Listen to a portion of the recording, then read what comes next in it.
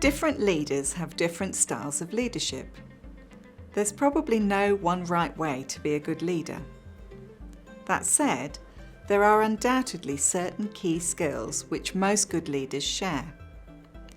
Some of these skills have been dealt with previously in the series: communication skills, decision-making skills, and planning, organising and prioritising. In addition to possessing these skills, good leaders are able to take responsibility and have plenty of initiative. They can motivate and inspire others. They understand and empathise with those in their team, which enables them to choose the best person for a task. And they lead by example, showing trustworthiness, integrity and respect for others. They are also able to think strategically, flexibly and creatively, and are willing to take feedback on board, as well as give others appropriate and constructive feedback. It is a set of skills that some people are naturally good at. But leadership is also definitely something which can be taught, and which does not necessarily require a specific type of personality. Leadership skills are sometimes thought of as something which may only be needed by a few people at the top of organisations. However, organisations are becoming flatter, and it is more and more common for everyone in a team to be asked to take on some kind of leadership role. Leadership skills are also important while studying. Students may, for example, need to lead a group project or mentor other students.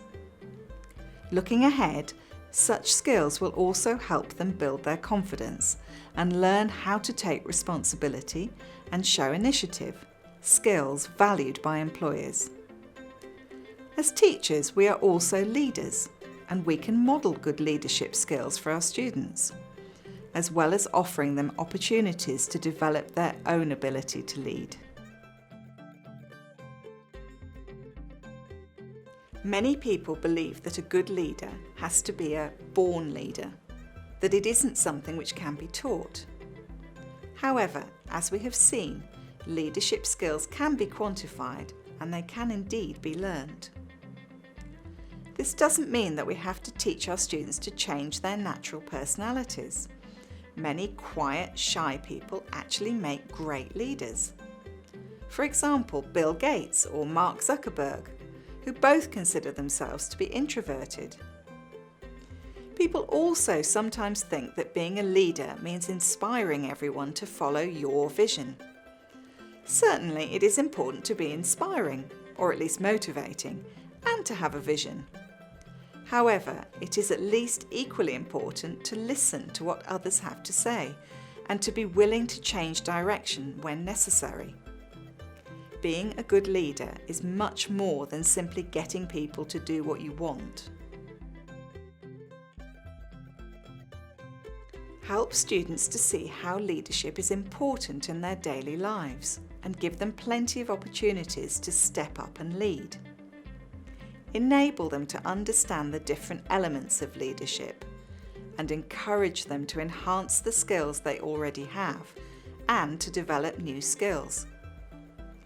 One way to do this in class might be to learn about different people who have shown great leadership and evaluate what exactly helped them lead so effectively. Another important point is to make sure that everyone in the class is given the opportunity to lead at times. By definition, being a leader has to involve being able to think for oneself and take initiative. As students mature, we can help them by gradually giving them more independence and encouraging them to solve problems for themselves. For example, rather than always telling our students the best way to complete a piece of written work or how to manage their time to meet a deadline, we can guide them to discover what will work best for them and allow them to sometimes make mistakes so that they can learn from them. Steve Jobs apparently said, "Innovation distinguishes between a leader and a follower." Good leaders need to be able to think of innovative solutions and to be flexible enough to come up with a new way of doing something when the situation changes. We can encourage this kind of creativity in our students by being open and accepting of their ideas, and recognising that there may be many different ways of reaching the same outcome. Leading a team requires an ability to understand and empathise with others, both in selecting the right person for each task and in giving feedback after a project. Good leaders know how to give feedback in a way which does not personally wound and which is helpful going forward. They are also open to receiving feedback themselves and learning from it.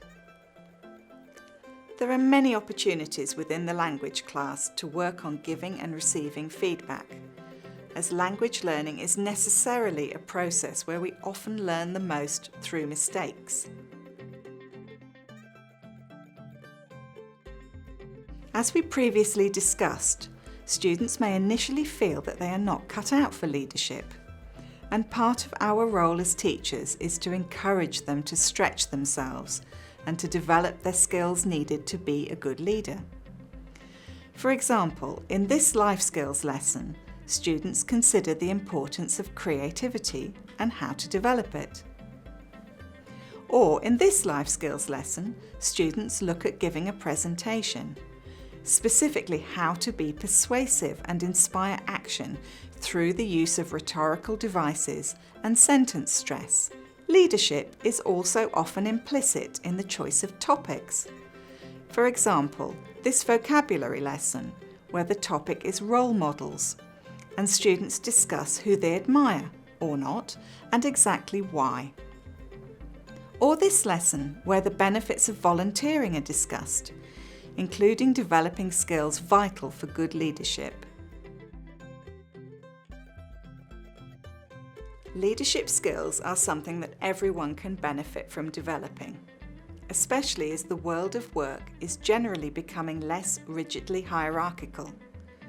We can help our students to work on these skills by, firstly, encouraging students to see themselves as capable of leadership, and spending time discussing what skills are needed to be a good leader.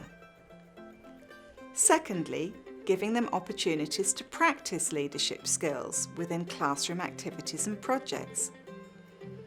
Rather than allowing those students who already feel confident in this role to always take charge, we can ensure that everyone has a chance, supporting and guiding them as appropriate. Thirdly, we can explicitly teach leadership skills such as motivating, being creative, communicating effectively, and giving and receiving feedback.